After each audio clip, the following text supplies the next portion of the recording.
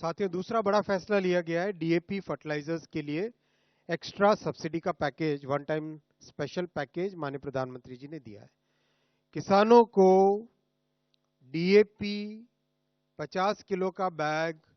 1350 रुपए में मिलेगा। आज दुनिया में जितना भी जियो पॉलिटिकल टेंशंस के कारण, डिसरप्शंस के कारण, वॉर सिचुएशंस के कारण जो भी एक्स्ट्रा बर्डन है, वो एक्स्ट्रा बर्डन प्रधानमंत्री श्री नरेंद्र मोदी जी की सरकार बेयर करेगी। ये स्पेशल वन टाइम पैकेज बहुत ही महत्वपूर्ण फैसला है साथियों, और ये दिखाता है कि किस तरह से सरकार का कमिटमेंट किसानों के प्रति है। अगर हम आस पड़ोस के देशों में देखें तो 1350 रुपए पर 50 केजी बैग जो भारत में मिल रहा है, यही सेम क्वांटिटी डीएपी फर्टिलाइजर की पड़ोस के देशों में अगर आप देखोगे तो this will be more than 3000 rupees per bag.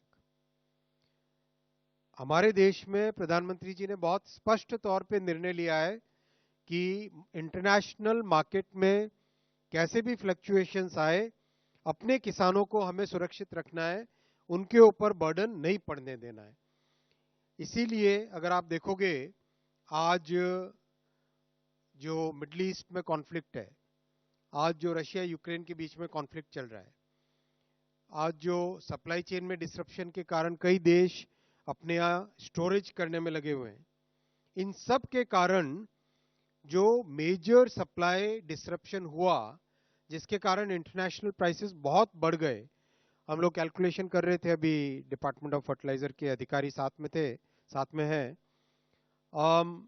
Market में अगर फेयर प्राइस देखते, कितना 3000 से ज्यादा मिलता है ये बैग, करीब करीब 3000 रुपए से ज्यादा में ये बैग मिलता 50 किलो का डीएपी फर्टिलाइजर का। लेकिन प्रधानमंत्री श्री नरेंद्र मोदी जी ने बहुत स्पष्ट तौर पे आज कैबिनेट में कहा है कि 1350 रुपए में ही डीएपी का बैग मिलेगा, और ये भी सभी जो लोग ब्लैक मार्केटिंग करने का प्रयास करते हैं, जो लोग किसानों को ठगने का प्रयास करते हैं, वो लोग भी जान ले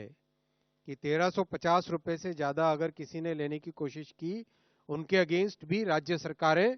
और मैं राज्य सरकारों को निवेदन भी करूंगा कि वो उनके against strict action, legal action ले।